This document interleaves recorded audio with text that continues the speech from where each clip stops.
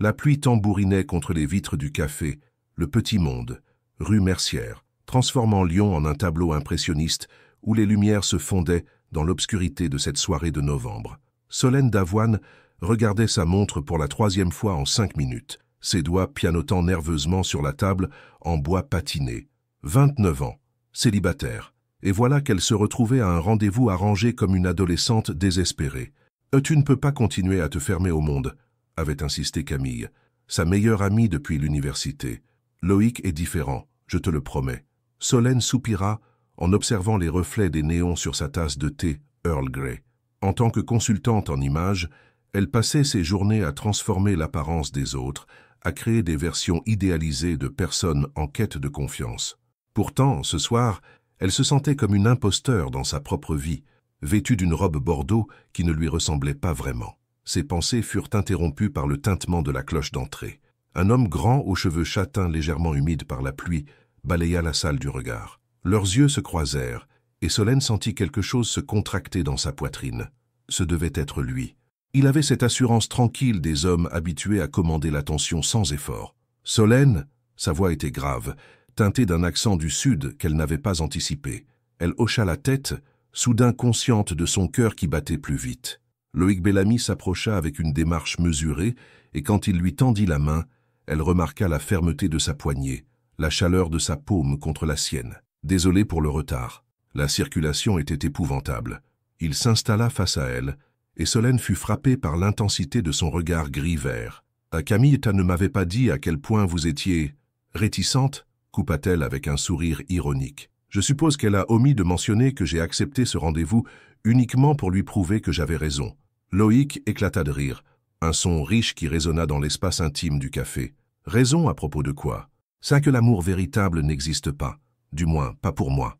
Les mots sortirent plus directement qu'elle ne l'avait prévu, mais quelque chose dans l'expression de cet homme l'incitait à l'honnêteté. Il se pencha légèrement vers elle, étudiant son visage avec une attention troublante. C'est une déclaration plutôt radicale pour une première rencontre. Je préfère être clair dès le départ. Cela évite les malentendus. Solène but une gorgée de thé, utilisant ce geste comme bouclier contre l'examen silencieux de Loïc. Dans votre métier, vous devez beaucoup réfléchir aux apparences, aux images que nous projetons. Il commanda un café serré au serveur qui passait. Moi aussi, d'une certaine manière. Camille m'a dit que vous étiez dans les affaires, mais elle était restée très vague. Un sourire énigmatique joua sur les lèvres de Loïc. Les investissements, principalement. J'aide les entreprises à se développer, à trouver leur potentiel caché. Il marqua une pause. Comme vous, en quelque sorte. Cette comparaison surprit Solène. La plupart des hommes qu'elle rencontrait minimisaient son travail, le réduisant à du shopping personnel. Mais Loïc semblait comprendre la psychologie complexe derrière son métier. « Vous pensez vraiment que les gens peuvent changer ?» demanda-t-elle malgré elle. « Je pense que nous portons tous plusieurs versions de nous-mêmes. Parfois, il suffit des bonnes circonstances pour révéler celles qui comptent vraiment. » Ces mots résonnèrent étrangement en elle. Au cours de l'heure suivante, leur conversation glissa naturellement d'un sujet à l'autre. Loïc évoqua sa passion pour l'architecture ancienne, ses voyages d'affaires qui l'amenaient aux 4 coins de l'Europe. Solène se surprit à partager des anecdotes sur ses clients les plus mémorables, des transformations qui allèrent bien au-delà des vêtements.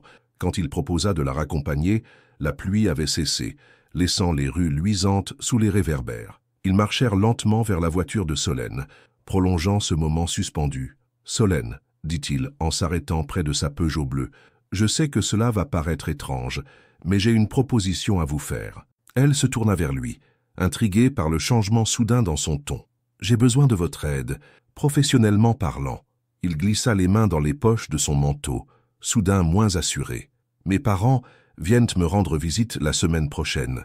Des gens traditionnels. Ils s'attendent à ce que je sois marié, stable. » Le cœur de Solène se serra. Bien sûr, il y avait toujours un piège. « Et vous voudriez que je joue la petite amie parfaite ?» Charles épouse parfaite, en fait.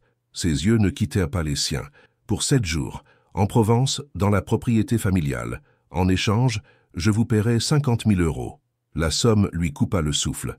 C était exactement ce dont elle avait besoin pour ouvrir son propre institut, pour sortir enfin de son appartement minuscule de la Croix-Rousse. « Pourquoi moi ?» murmura-t-elle. Loïc s'approcha d'un pas, et elle put sentir son parfum discret, mélange de cèdre et de quelque chose d'indéfinissable qui lui était propre. parce que vous comprenez les masques que nous portons, et parce que, il hésita, parce que vous êtes la première personne depuis longtemps qui ne prétend pas être quelqu'un d'autre pour me plaire. Dans le silence qui suivit, Solène réalisa que sa vie venait de basculer. 7 jours, 50 000 euros. Et cet homme qui la regardait comme si elle détenait la clé de quelque chose qu'il avait perdu depuis longtemps. « J'ai besoin d'une réponse demain », dit-il doucement. « Réfléchissez-y. » Tandis qu'elle rentrait chez elle, les mots de Loïc résonnaient dans sa tête. Peut-être que Camille avait raison. Peut-être qu'il était temps d'arrêter de se contenter d'observer la vie des autres et de commencer à vivre la sienne. Solène passa une nuit blanche, tournant et retournant dans son lit étroit de son studio de la Croix-Rousse. À travers sa petite fenêtre, elle observait les toits de tuiles rouges de Lyon baignés par la lumière matinale. 50 000 euros. Cette somme dansait dans son esprit comme une promesse de liberté. À 8 heures précises, son téléphone vibra. Camille, évidemment.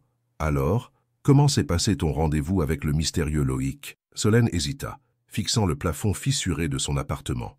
Comment expliquer qu'en une soirée, sa vie avait pris une tournure complètement inattendue? Il m'a fait une proposition, dit-elle finalement. Déjà? Mon Dieu, il ne perd pas de temps. L'excitation de Camille était palpable même à travers le téléphone. Pas ce genre de proposition. Solène se redressa, passant une main dans ses cheveux bruns ébouriffés. Il veut que je joue sa femme devant ses parents. Pendant une semaine, un silence stupéfait accueillit cette révélation. Tu plaisantes? J'aimerais bien. Solène se leva, arpentant les quelques mètres carrés de son espace de vie. Il m'offre 50 000 euros, Camille. Tu réalises ce que ça représente. Et tu réalises à quel point c'est bizarre? Solène, tu ne connais rien de cet homme. Mais était exactement le problème. Malgré la folie apparente de la situation, quelque chose en Loïc l'intriguait profondément. Sa façon de la regarder, comme s'il voyait au-delà des barrières qu'elle avait si soigneusement construites autour d'elle. Vers midi, elle reçut un message de Loïc. Café des terreaux, 14 heures, si vous voulez en savoir plus. Le café des terreaux bourdonnait d'activité quand elle arriva. Loïc était déjà installé à une table d'angle, une chemise blanche impeccable sous une veste marine. Il se leva à son approche, et ce geste courtois la toucha malgré elle. « Vous avez réfléchi » demanda-t-il sans préambule. Toute la nuit. Elle s'assit face à lui, remarquant les cernes légers sous ses yeux. « Mais j'ai des questions. »« Bien sûr. Pourquoi est-ce si important pour vos parents de vous savoir marié ?» Loïc contempla sa tasse de café, et pour la première fois depuis qu'elle le connaissait, son assurance sembla vaciller. « Mon père dirige un empire familial. 3 générations de Bellamy ont bâti cette entreprise. » Sa voix se durcit imperceptiblement. Pour lui, un homme non marié à 34 ans est instable, peu fiable, et vous voulez reprendre l'entreprise. J'ai consacré ma vie à prouver que j'en étais digne. Ses yeux gris-verts rencontrèrent les siens. Cette visite, c'est ma dernière chance. Ils évaluent si je mérite leur confiance. Solène sentit quelque chose se serrer dans sa poitrine.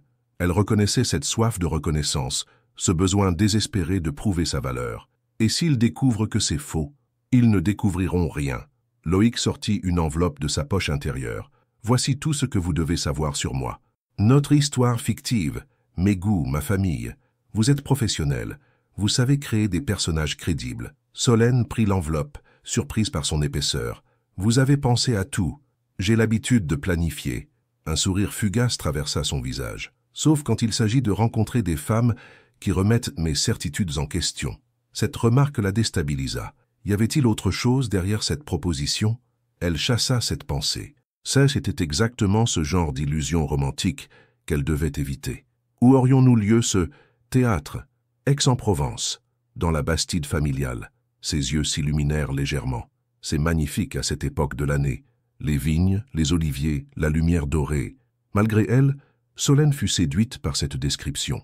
Elle qui n'avait jamais quitté la région lyonnaise pour autre chose que des déplacements professionnels. Quand devrais-je donner ma réponse? Maintenant. Loïc se pencha vers elle. Le train part demain matin. Mes parents arrivent demain soir. Le cœur de Solène s'emballa. C'est trop rapide. Parfois, les meilleures décisions sont celles qu'on prend instinctivement. Il tendit la main vers elle, effleurant ses doigts. Dites-moi ce que vous ressentez, là, maintenant. Solène ferma les yeux. Elle ressentait de la peur, oui, mais aussi une excitation qu'elle n'avait pas éprouvée depuis des années, une envie de sortir de sa routine, de sa zone de confort. « D'accord » murmura-t-elle, avant de pouvoir changer d'avis. Le sourire qui illumina le visage de Loïc fut si sincère, si soulagé, qu'elle se demanda si elle n'avait pas sous-estimé l'importance de cette mascarade pour lui. « Merci, Solène, vous ne le regretterez pas. » En rentrant chez elle, l'enveloppe serrée contre sa poitrine, elle se demanda si elle n'était pas en train de commettre la plus belle erreur de sa vie. Le TGV filait vers le sud à travers la campagne française, et Solène observait le paysage qui défilait derrière la vitre. Les collines lyonnaises avaient cédé place aux étendues dorées de la Provence, ponctuées de cyprès élancés et de masses aux toits de tuiles roses. Assise en première classe, un luxe qu'elle n'avait jamais connu, elle tentait de calmer sa nervosité en relisant pour la 10e fois les notes de Loïc. « Nous nous sommes rencontrés il y a 8 mois dans une galerie d'art contemporain, » murmurait-elle, mémorisant leur histoire fictive. « Vous collectionnez les œuvres d'artistes émergents. » Loïc, installé face à elle, leva les yeux de son ordinateur portable. « Détendez-vous, Solène. Vous avez l'air d'étudier pour un examen. » « C'est exactement ce que je fais. » Elle referma le dossier avec un soupir. « Vos parents sont-ils vraiment si exigeants ?»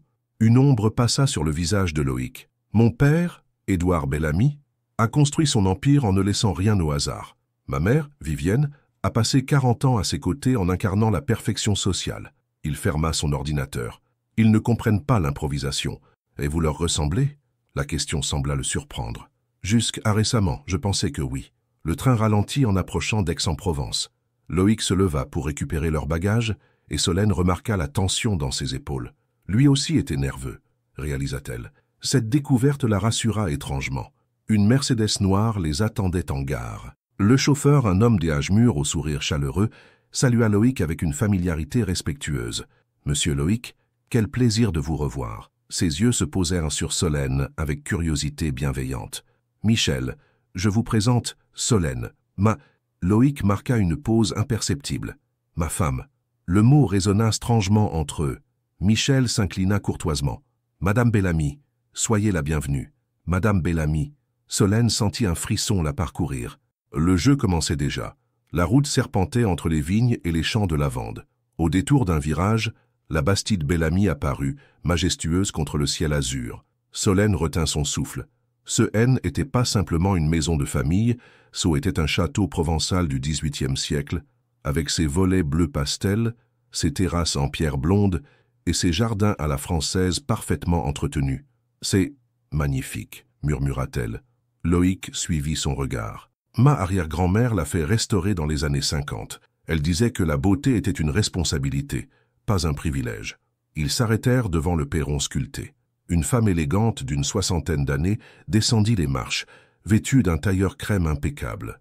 Ses cheveux argentés étaient tirés en un chignon sophistiqué et ses yeux bleus évaluèrent Solène en quelques secondes. « Maman. » Loïc embrassa sa mère sur les 2 joues. « Je te présente Solène. » Vivienne Bellamy tendit une main parfaitement manucurée. « Ma chère enfant, enfin, Loïc nous a tant parlé de vous. Mensonge poli, bien sûr, mais livré avec une grâce consommée. » Solène serra la main offerte, consciente de être jaugée. « Madame Bellamy, c'est un honneur.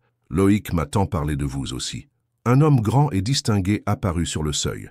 Édouard Bellamy possédait la même stature que son fils, mais ses cheveux poivre et sel et ses rides de sourire trahissaient ses 68 ans. Son regard perçant évalua immédiatement Solène. « Papa. » Loïc serra la main de son père avec une raideur formelle qui n'échappa pas à Solène. « Mon fils. » Édouard se tourna vers elle. « Ainsi, voici celle qui a conquis le cœur de notre Loïc. Ça, nous sommes si heureux de vous accueillir dans notre famille, » ajouta Vivienne en prenant le bras de Solène. « Venez, je vais vous montrer vos appartements. » Suivant Vivienne à travers les couloirs ornés de tapisseries anciennes et de portraits de famille, Solène sentit le poids de l'histoire des Bellamy.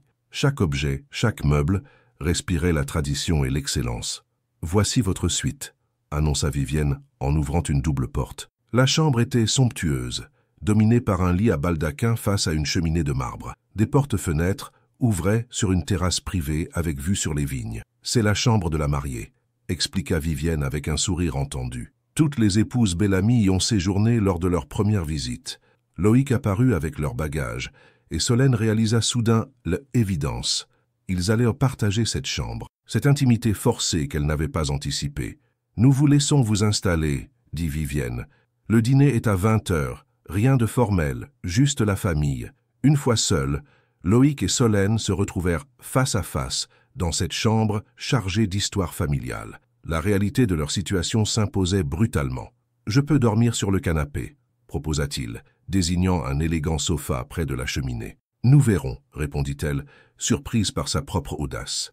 7 jours. Le défi venait de commencer, et déjà, Solène sentait que rien ne se passerait comme prévu. Solène se regardait dans le miroir ancien de la suite, ajustant pour la 3e fois sa robe bleu marine. Simple mais élégante, elle espérait qu'elle conviendrait au standard Bellamy. Ses mains tremblaient légèrement en appliquant son rouge à lèvres. « Vous êtes parfaite », dit Loïc derrière elle. Elle sursauta, ne l'ayant pas entendu sortir de la salle de bain. Il portait une chemise blanche et un pantalon en lin beige qui lui donnait un air décontracté mais sophistiqué.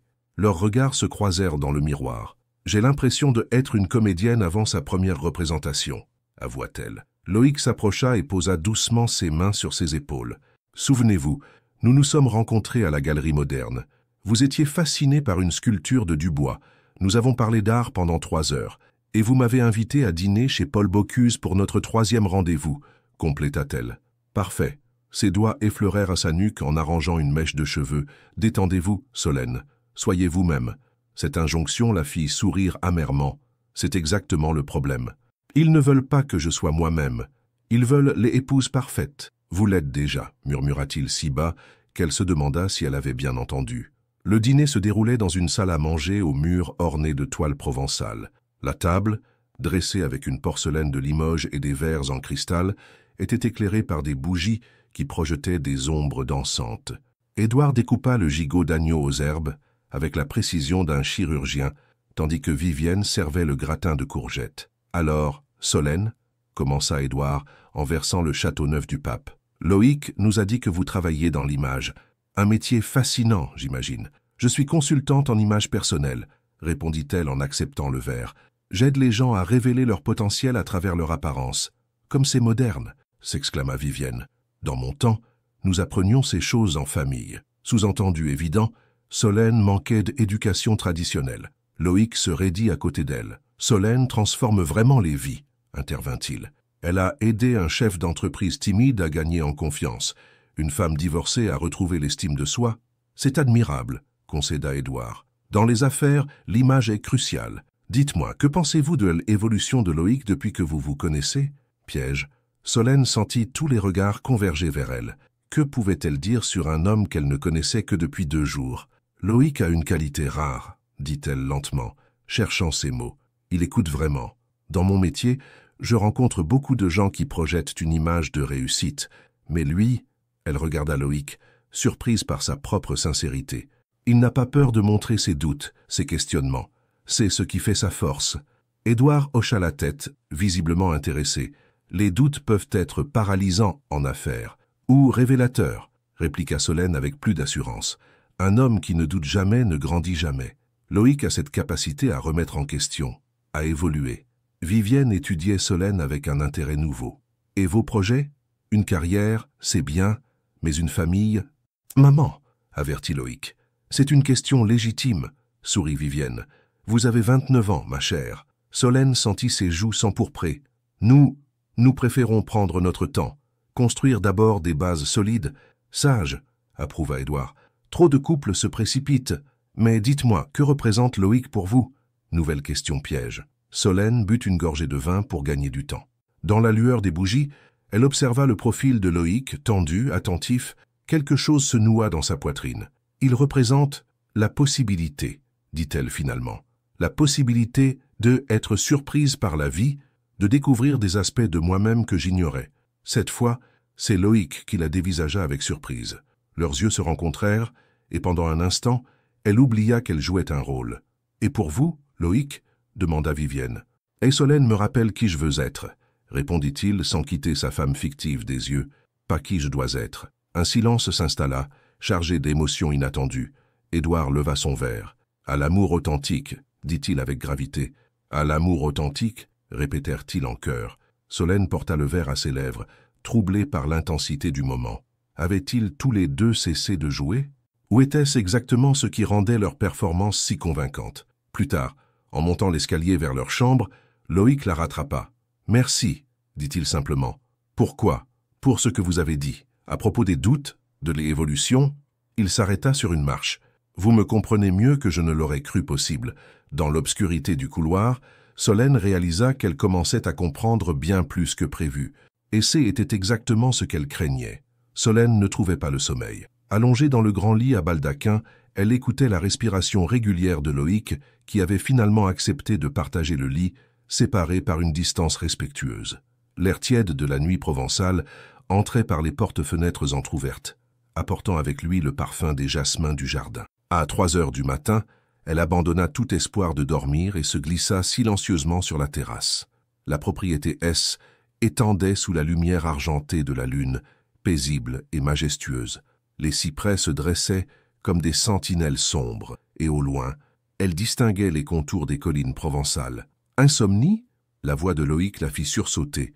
Il l'avait rejointe, vêtue d'un simple pantalon de pyjama et d'un t-shirt blanc, les cheveux ébouriffés par le sommeil. « Je n'arrive pas à éteindre mon cerveau », avoua-t-elle en resserrant sa robe de chambre. « Cette journée, tout ça semble si irréel. » Loïc s'accouda à la balustrade à côté d'elle. « Mes parents vous ont-ils fait si mauvaise impression ?»« Non, c'est le contraire. » Solène soupira. « Ils sont impressionnants. Votre mère a cette élégance naturelle que je n'aurai jamais, et votre père, on sent qu'il est habitué à diriger, à prendre des décisions importantes. Et moi, qu'est-ce que vous ressentez ?» La question était posée si doucement qu'elle faillit ne pas l'entendre. Solène le regarda. Dans la pénombre, ses traits paraissaient plus doux, plus vulnérables. « Je ressens que vous portez un poids énorme. Cette pression de correspondre à leurs attentes. Ça, depuis l'enfance, me confirma-t-il.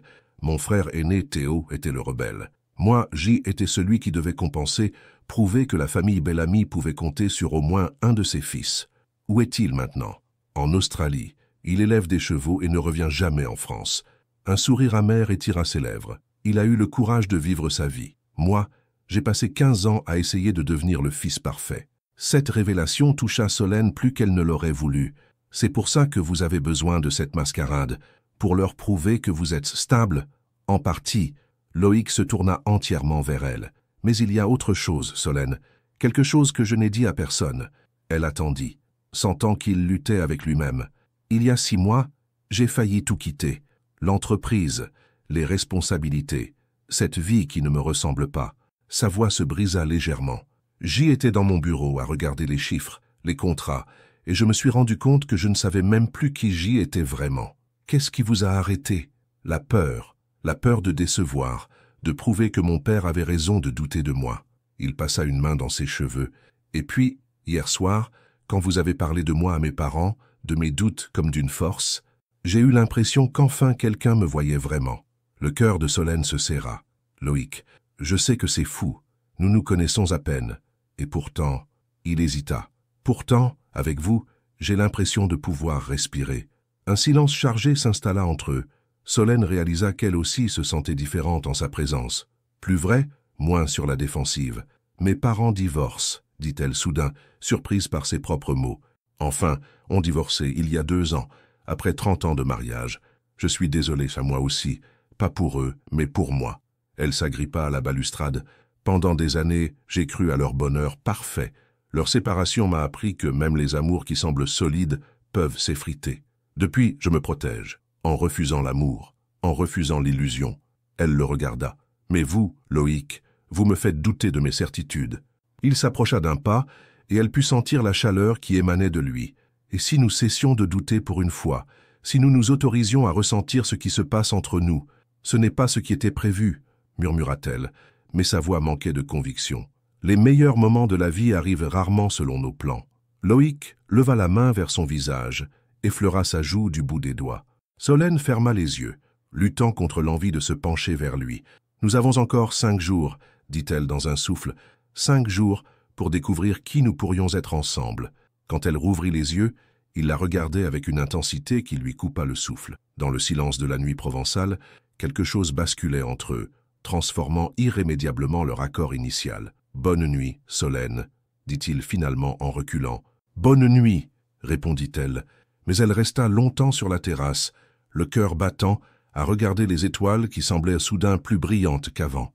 Le lendemain matin, Solène se réveilla avec la sensation étrange que quelque chose avait changé. Les confidences de la nuit résonnaient encore dans son esprit, et quand elle croisa le regard de Loïc au petit déjeuner, Une complicité nouvelle passa entre eux. Vivienne présidait la table sur la terrasse ombragée, disposant avec soin les croissants dorés et la confiture de figues maison.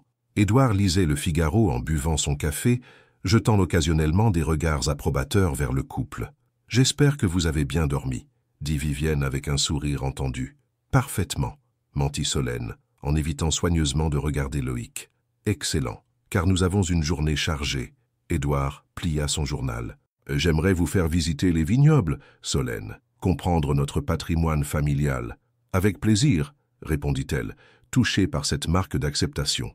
Loïc posa sa main sur la sienne, un geste naturel qui fit battre son cœur plus vite. Papa sera un guide parfait. Il connaît chaque cep de vigne. C'est à ce moment que le téléphone de Vivienne sonna. Elle décrocha avec élégance, mais son expression changea rapidement. « Quoi? Aujourd'hui ?» Elle échangea un regard inquiet avec son mari. « Bien sûr, ma chérie.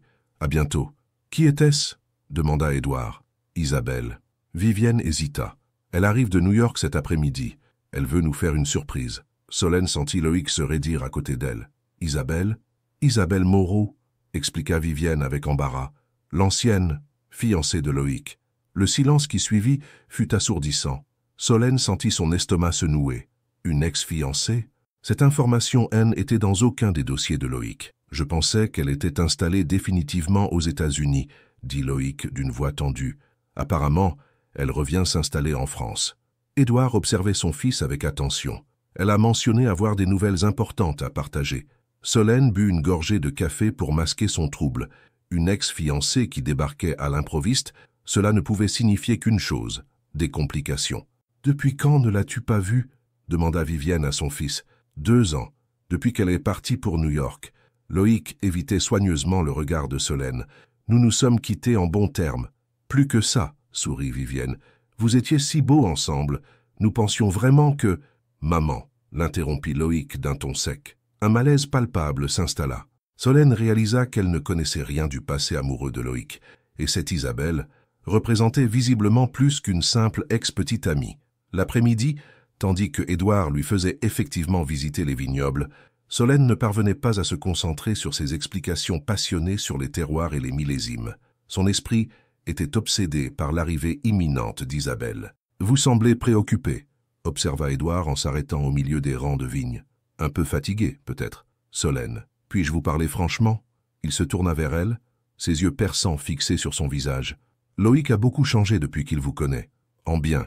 Mais Isabelle... » Il soupira. « Isabelle a toujours eu une forte influence sur lui. Que voulez-vous dire? Ils ont grandi ensemble. Leurs familles sont liées depuis des générations. Quand ils ont rompu, nous avons tous été déçus. » Édouard cueillit une grappe de raisin. « Je voulais juste que vous sachiez que, quoi qu'il arrive aujourd'hui, les sentiments de Loïc pour vous sont réels. » Cette déclaration surprit Solène. Édouard avait-il perçu quelque chose qu'elle-même peinait à comprendre? En fin d'après-midi, une Porsche rouge s'arrêta devant la Bastide.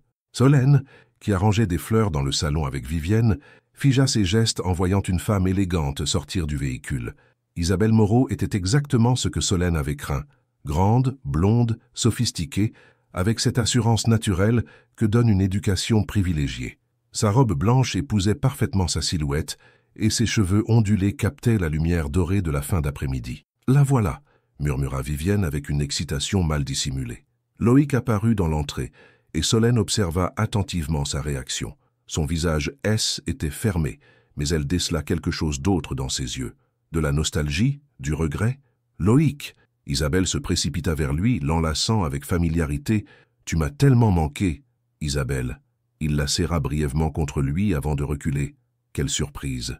C'est alors qu'Isabelle remarqua Solène, debout dans l'embrasure du salon.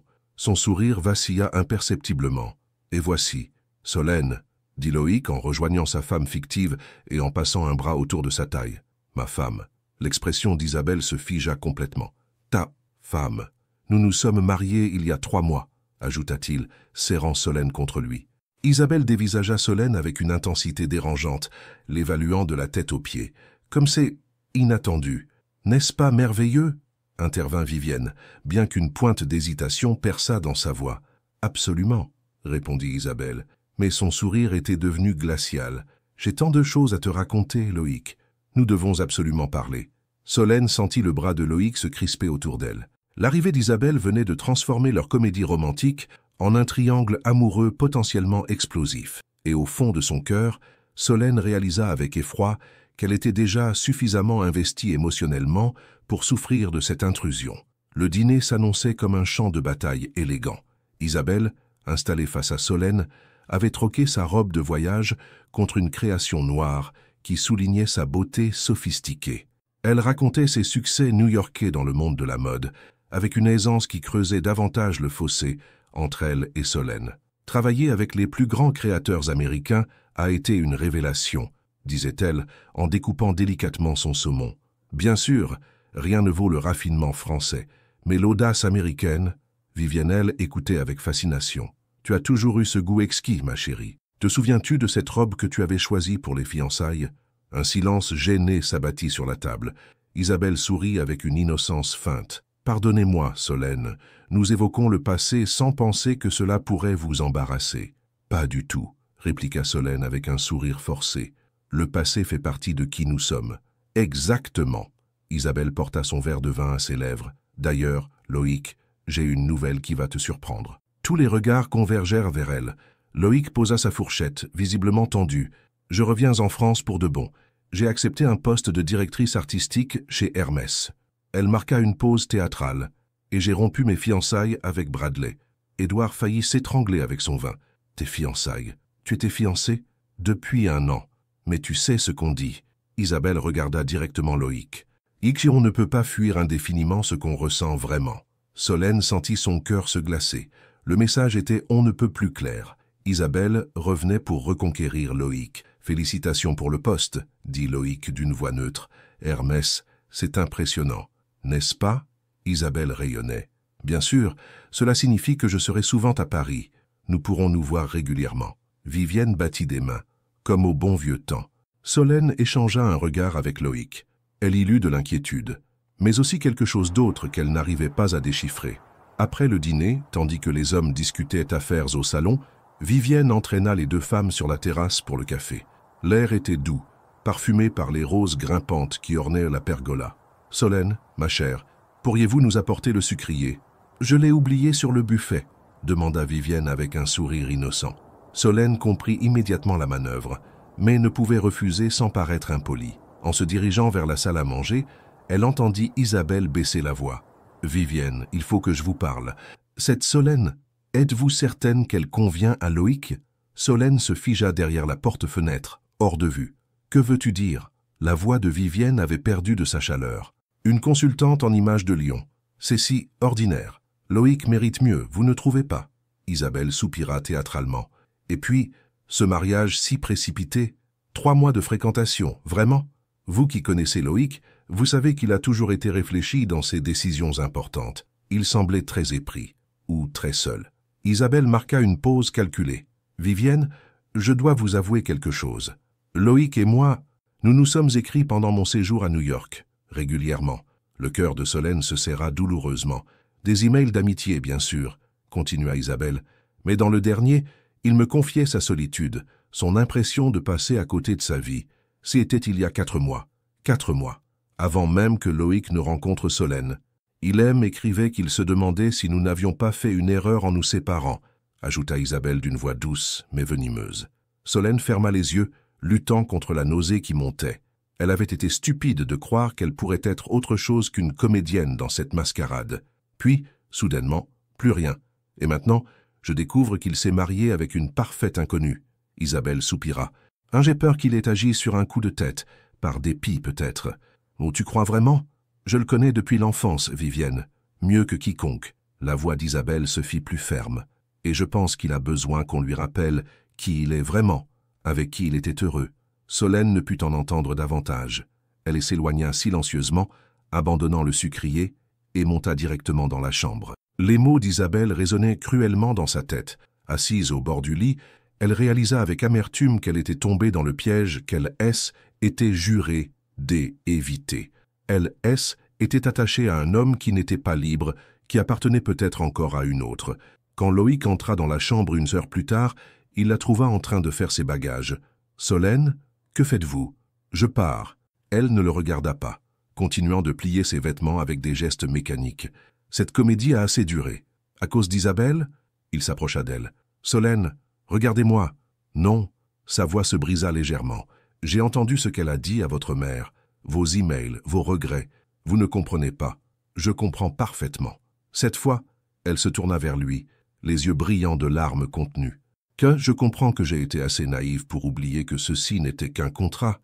Loïc tendit la main vers elle, mais elle recula. Laissez-moi partir, Loïc, avant que je ne fasse quelque chose que nous regretterions tous les deux. Solène, attendez. Loïc referma la porte derrière lui et s'y adossa, comme pour l'empêcher de fuir. Vous ne pouvez pas partir comme ça. Bien sûr que si. Elle continua de ranger ses affaires avec des gestes saccadés. Notre accord stipulait 7 jours. Nous en sommes au 4e. Je vous laisse les 3 jours de salaire en compensation. Ce n'est pas une question d'argent. Il s'approcha d'elle et saisit doucement son poignet. Écoutez-moi, s'il vous plaît. Solène se dégagea, mais ses mains tremblaient. Qu'y a-t-il à écouter? Isabelle a raison. Vous l'aimez encore. Et moi?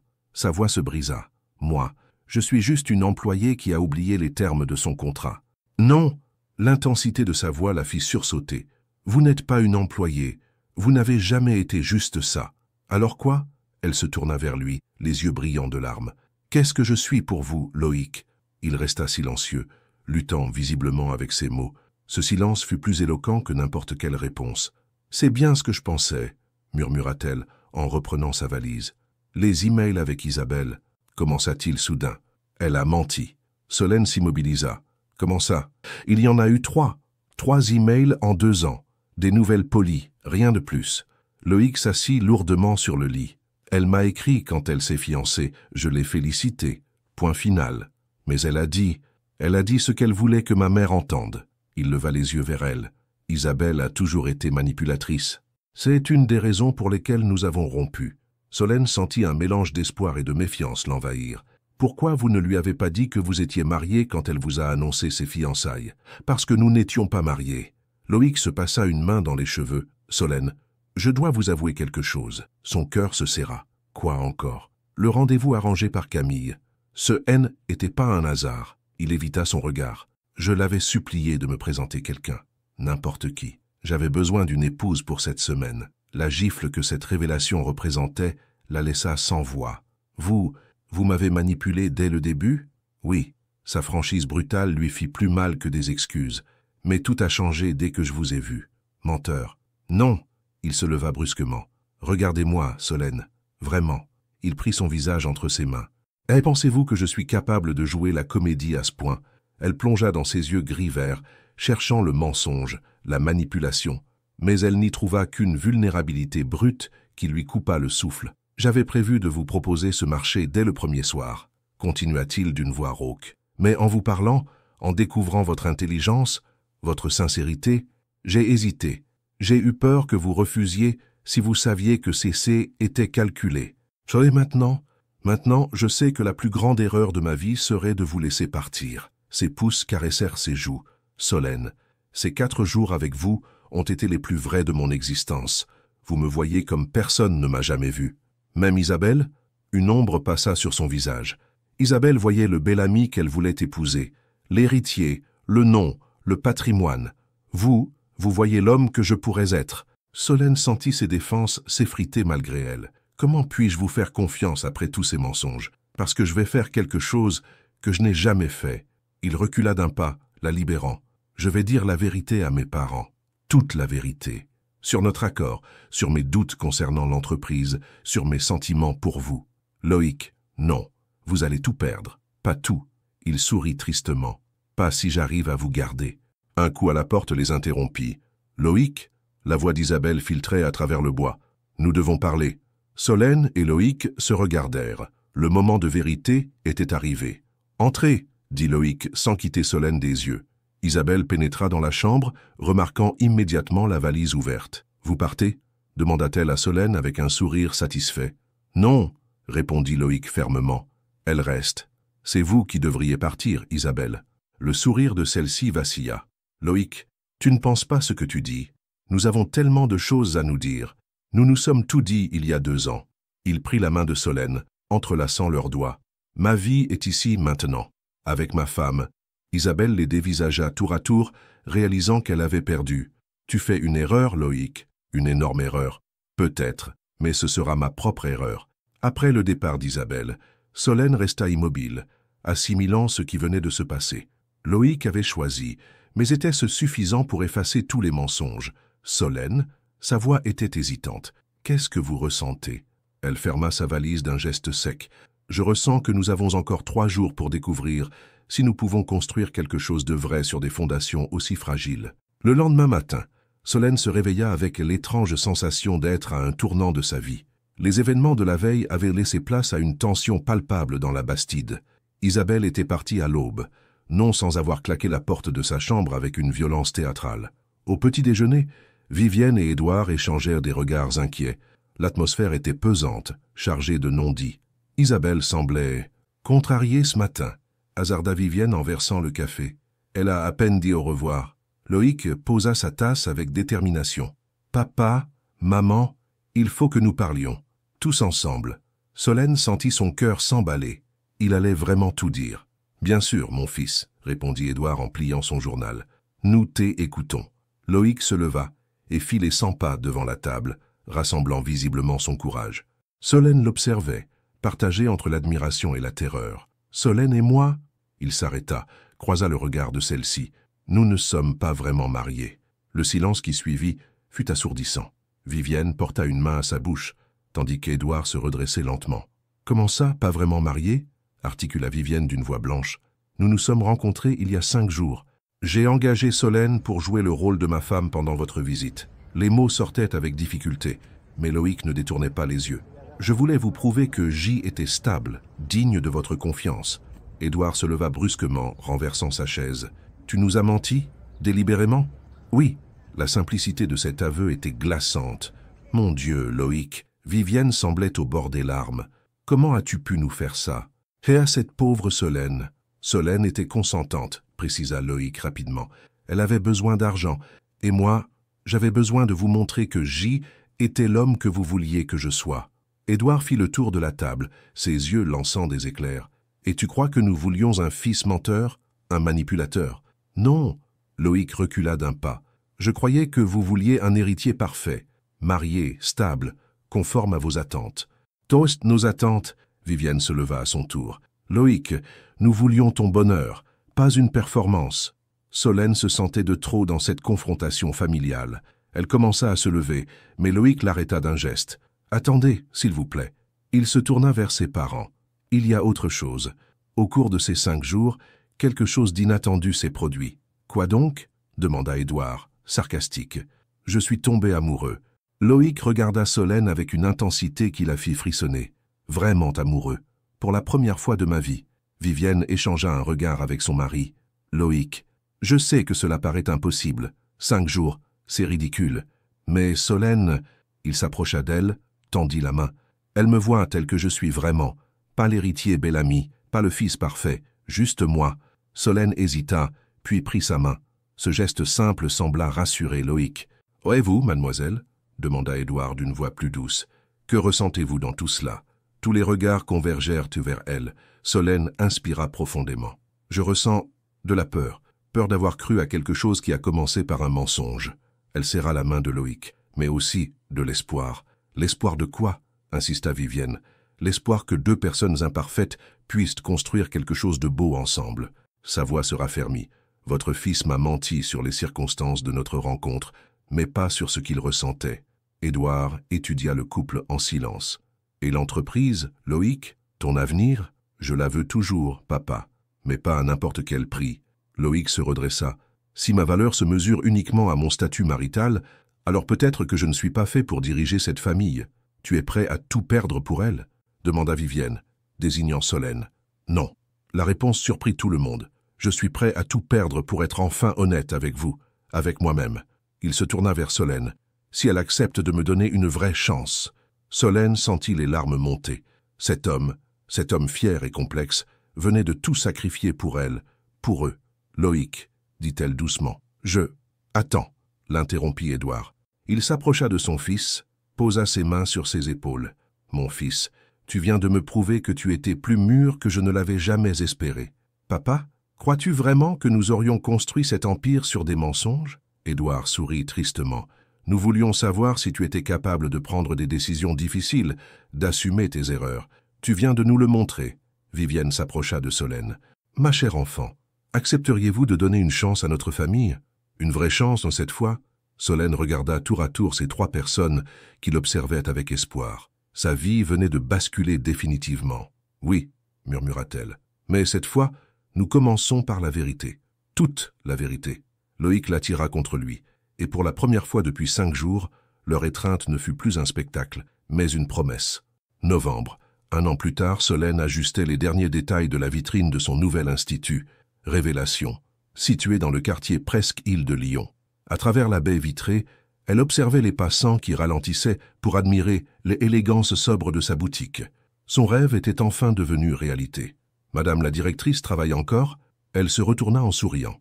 Loïc se tenait dans l'embrasure, tenant 2 tasses de café fumant et arborant ce sourire qui continuait de faire battre son cœur plus vite. « Monsieur le PDG devrait plutôt être dans ses bureaux parisiens », répliqua-t-elle en acceptant la tasse qu'il lui tendait. « Les avantages de diriger sa propre société », dit-il en la prenant dans ses bras. « Je peux décider de mes horaires, surtout quand ma femme inaugure son institut demain. » Ma femme.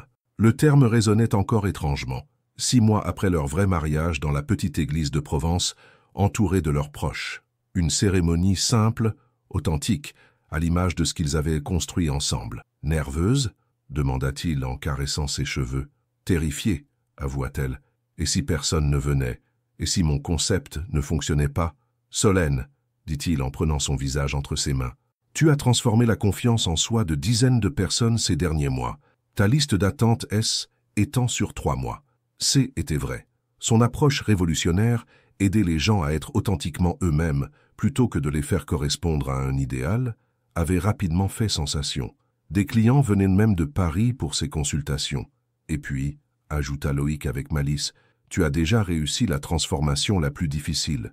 Laquelle? Non, transformer un héritier prétentieux en homme amoureux.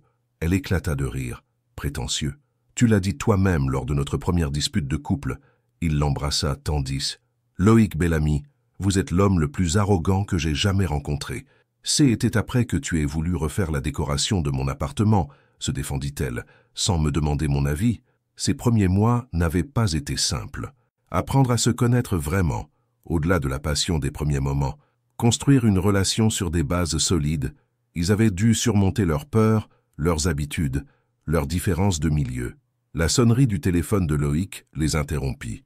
Il regarda l'écran et sourit. « Mes parents, ils appellent sûrement pour te souhaiter bonne chance. » La relation avec Édouard et Vivienne S. était transformée de manière surprenante. Après le choc initial, ils avaient embrassé Solène comme leur vraie belle-fille, admirant sa franchise et son influence positive sur leur fils. Édouard consultait même régulièrement Solène pour ses décisions concernant l'image de l'entreprise. « Dis-leur que nous les attendons dimanche pour le déjeuner, » dit Solène en rangeant ses affaires. « Et Camille? Elle arrive de Marseille demain matin, avec son nouveau petit ami. » Solène sourit. « Elle prétend qu'elle a toujours su que nous étions faits l'un pour l'autre. Elle ment. Elle m'a avoué qu'elle pensait que tu allais me gifler au premier rendez-vous. » Ils sortirent ensemble dans la fraîcheur de novembre. Lyon scintillait sous les premières illuminations hivernales et Solène se sentit emplie d'une gratitude profonde. « Loïc, oui, tu regrettes parfois cette vie plus compliquée, moins lisse qu'avant ?» Charles s'arrêta sous un réverbère, la forçant à le regarder. « Solène Bellamy, êtes-vous en train de douter de nous ?»« Non, enfin, parfois. » Elle haussa les épaules. « Tu aurais pu avoir Isabelle, ou n'importe quelle femme de ton milieu. Une vie sans complications. Une vie sans toi, dit-il simplement. Ce qui aurait été la plus grande erreur de mon existence. » Il sortit quelque chose de sa poche. Une petite enveloppe froissée. « Qu'est-ce que c'est ?» « Dans le contrat original, celui que j'avais préparé pour nos 7 jours. » Il la lui tendit. Je l'ai gardé comme rappel. Solène ouvrit l'enveloppe et lut les termes froids, professionnels, de leur accord initial. 50 000 € pour une semaine de comédie. Cela lui paraissait appartenir à une autre vie. « Pourquoi me le montres-tu ?»« Pour te rappeler le chemin parcouru. » Il glissa ses bras autour de sa taille. « Nous avons commencé par un mensonge et construit une vérité. Nous avons transformé un marché en mariage, un contrat en amour. » Solène déchira lentement le contrat, laissant les morceaux s'envoler dans le vent de novembre. Plus de contrat entre nous, dit-elle. Plus jamais, plus jamais, promit-il avant de l'embrasser sous les lumières de la ville. En rentrant chez eux, leur appartement commun avec vue sur la Saône qu'ils avaient choisi ensemble, Solène réalisa que l'amour véritable n'exigeait effectivement pas la perfection. Il demandait seulement le courage de être authentique, même quand c'est était difficile, même quand c'est était effrayant. Leur histoire avait commencé par 7 jours de mensonges. Elle se poursuivrait par une vie de vérité partagée. Fin. Accepteriez-vous un accord comme celui de Solène? Faire semblant d'être l'épouse d'un inconnu pendant une semaine en échange de 50 000 €, même en sachant que vous pourriez vraiment tomber amoureuse et avoir le cœur brisé? Ou croyez-vous que l'amour véritable ne peut naître que sur des bases honnêtes? Dites-nous, choisiriez-vous la sécurité financière en risquant vos sentiments, ou préféreriez-vous attendre l'amour qui viendrait naturellement, même si cela prenait plus de temps? Votre participation à la chaîne est très importante. S'il vous plaît, laissez votre opinion dans les commentaires. Merci d'avoir regardé. Vos réactions sont très importantes pour notre travail. Laissez-nous un commentaire pour nous dire ce que vous pensez et d'où vous regardez. N'oubliez pas de vous abonner à la chaîne et d'activer les notifications pour ne rien manquer. Votre participation est très importante pour la poursuite de notre travail, alors partagez-la avec ceux qui aimeront cette histoire.